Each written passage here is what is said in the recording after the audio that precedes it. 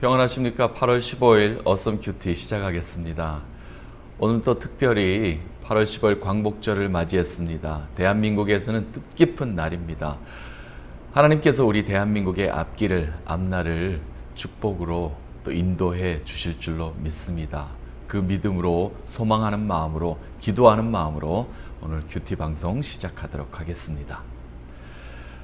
하나님께서는 모세를 시내산에서 하나님의 영광으로 나타나셨다가 이제는 회막, 성막에서 모세를 부르셨습니다. 그리고 모세에게 나타나신 하나님께서는 이스라엘 백성들에게 제사를 명령하십니다. 그리고 제사를 제정해 주십니다. 왜냐하면 하나님이 거룩한 모습으로 이스라엘 백성들이 거룩하게 하나님께 나아오는 방법과 길을 이제 제시해 주는 겁니다.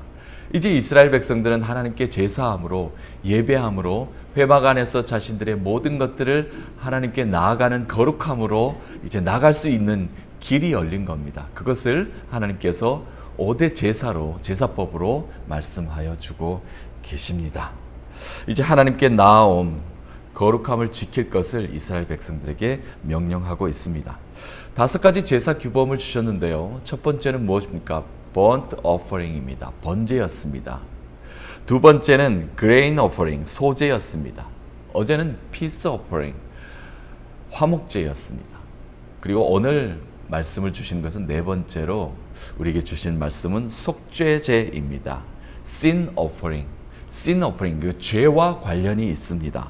죄와 관련이 있는 오늘의 속죄제, 그러니까 죄를 하나님께 나아감으로 씻을 수 있다는 것, 그리고 회개함으로 하나님께 더욱더 나아갈 수 있다는 것, 정결해질 수 있다는 것, 거룩해질 수 있다는 것을 하나님께서는 제사를 통해서 우리와 만남을 가지시는 것을 명령하고 계십니다. 하나님께 정결하게 나아가기 위해서는, 거룩하기 위해서는 죄를 회개해야 합니다. 죄를 해결하지 않고서는 하나님께 나아갈 수가 없는 것입니다. 속죄제사는 죄로부터 속죄함을 받는 방법을 제시하는 제사입니다. 죄로부터 우리의 몸을, 우리의 마음을, 우리의 생각을 정화시키는 데 목적이 있습니다. 정결케 되는 것, 거룩해 되는 것.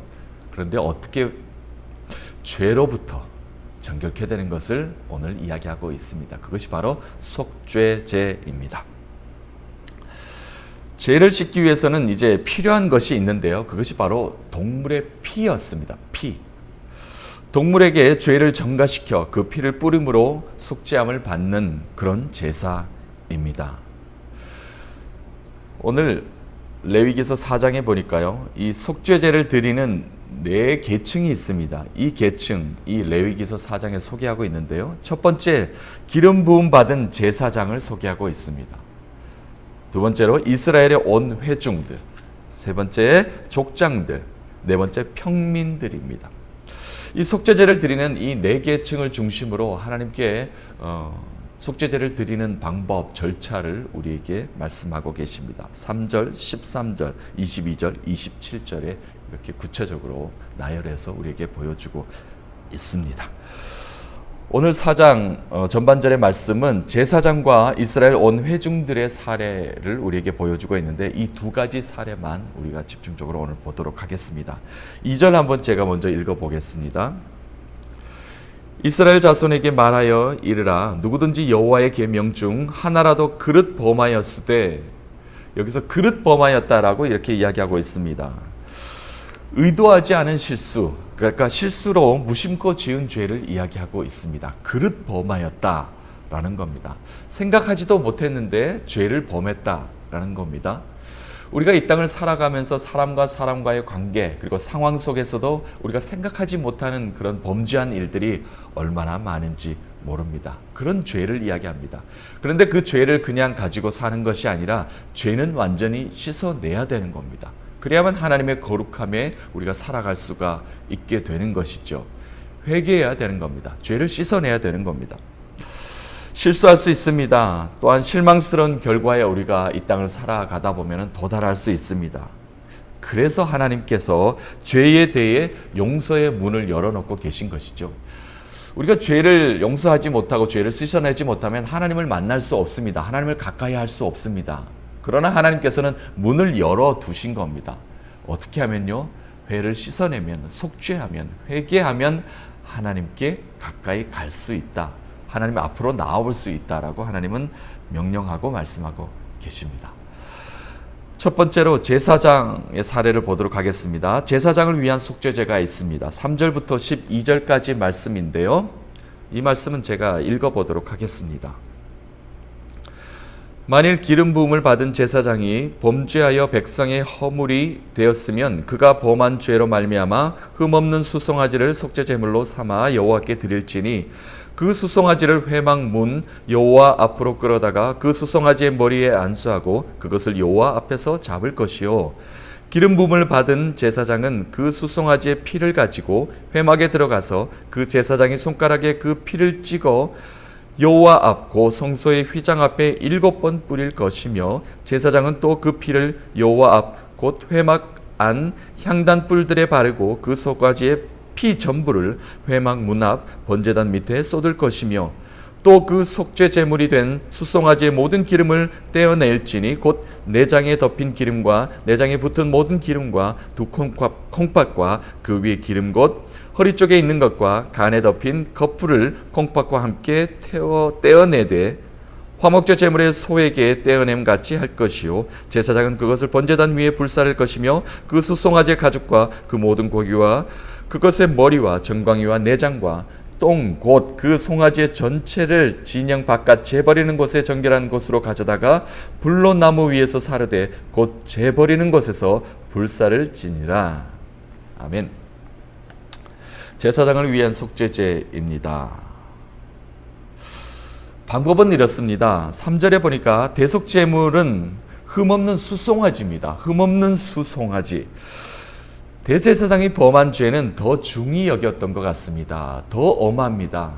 대제사장이기 때문에 그렇죠. 그래서 수송아지, 흠없는 송아지, 송아지가 제일 비싸지 않았습니까? 그 중에서도 수송아지인데요. 흠이 없는 것으로 바치라 라고 이야기합니다. 4절입니다. 똑같습니다. 머리에 안수를 하게 됩니다. 제사장이. 그러면 죄는 수송아지에게 이제 전가가 되겠죠. 5절 제사장이 직접 수송아지의 피를 가지고 회막 안으로 들어갑니다. 피. 속죄제의 중요한 포인트입니다. 피입니다. 피. 피를 가지고 들어가게 된다는 겁니다. 계속해서 6절 봅니다. 제사장은 손가락에 피를 찍어 성소 앞 휘장 앞으로 7번 뿌리게 됩니다. 7번. 7이라는 것은 이 이스라엘 이 시대의 완전 숫자를 이야기합니다. 그러니까 완벽하게 피를 내가 가지고 손에 찍어서 뿌리게 됩니다. 휘장 앞에 말이죠. 7절 그 다음에는 그 피를 회막 안 향단 뿔이 있습니다. 그 뿔, 내 뿔에게 이렇게 바르게 됩니다. 그리고 나머지 피가 있지 않습니까? 이 나머지 피는 회막문 앞에 제단 밑에 완전히 쏟아부으라 라고 명령을 하십니다. 자, 피. 부정한 모든 것을 씻어내는 것을 바로 피입니다. 정화작용을 하는 겁니다. 피로 덮어서 완전히 자기의 죄를 속죄함을 받게 되는 겁니다. 히브리서 한번 보겠습니다. 히브리 말씀에도 9장 22절 말씀 율법을 따라 거의 모든 물건이 피로서 정결하게 되나니 피 흘림이 없은즉 사함이 없느니라. 아멘. 죄 사함을 입을 때는 이 피를 통해서 죄 사함을 입었던 것을 알고 있습니다. 그래서 피를 뿌림으로 말미암아 내 죄가 씻어진다, 깨끗이 씻은 바 된다라는 것을 이렇게 제단 앞에서 의례를 행하게 되는 겁니다. 계속해서 8절 말씀에 수송아지의 모든 기름을 떼어내라고 합니다. 그리고 번제단 위에 불사르게 됩니다. 이것은 화목제물하고 거의 같죠. 소에게 했던 것처럼 그렇게 하는 겁니다.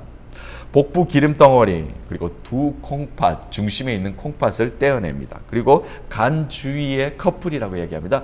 부속 기관들 그것을 모두 끊어내어서 번제단 위에 모두 불사르라 라고 말씀하십니다. 11절 12절 말씀에 보니까 이제 수수에 이제 남은 부위가 있지 않습니까? 이것을 제사장이 먹거나 친교의 화목제물은 친교의 식탁 교제로 나누었습니다만 그렇게 하지 않습니다. 남아있는 부위는 어떻게 하느냐?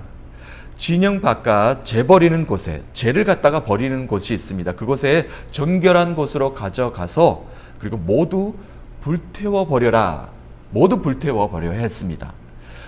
왜냐하면요, 모든 부위는 죄와 관련이 있기 때문에 모두 소각 폐기 처분해야만 했습니다. 모두 죄가 전가되어 있기 때문에 그냥 우리가 나누어 먹을 수 없게 됩니다. 모두 태워서 버리게 됩니다.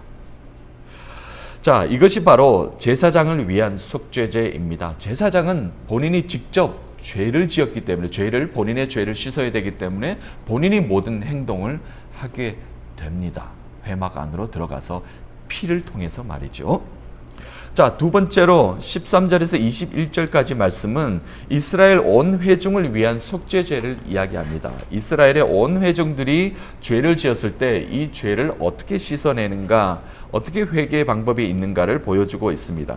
15절 한번 읽어보겠습니다.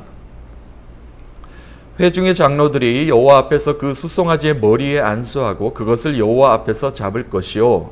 회중들의 대표들입니다. 장로들이 나와서 수송아지 머리에 안수하게 됩니다. 온 회중들의 죄를 이제 송아지에게 전가시키게 되는 것이죠. 그리고 그 피를 제사장에게 장로들이 갖다 줍니다. 그럼 그 피를 제사장이 회막 안으로 들고 들어가서 똑같습니다. 제사장을 위한 속죄제와 같은 방법으로 속죄제를 의례를 지내게 되는 겁니다. 자, 이처럼 죄를 용서받기 위해서는 속죄의 과정이 필요합니다. 이 과정이 필요한 거죠. 그냥 죄가 끝나는 것이 아니라 소에게 그냥 안수함으로 전가되는 것으로 끝나는 것이 아니라 피의 제사입니다. 그것이 바로 속죄제입니다. 필요한 것이 이 대속 제물의 피였습니다. 피가 없이는 정화작용을 할 수 없게 되는 겁니다. 죄를 씻을 수 없게 된다는 겁니다. 이 땅의 인간들의 죄를 씻기 위해서는 예수 그리스도께서 십자가에서 피를 흘리셨습니다. 그 피로 우리가 구속받았지요. 죄사함을 받게 된 겁니다. 그 피가 우리를 살게 한 겁니다.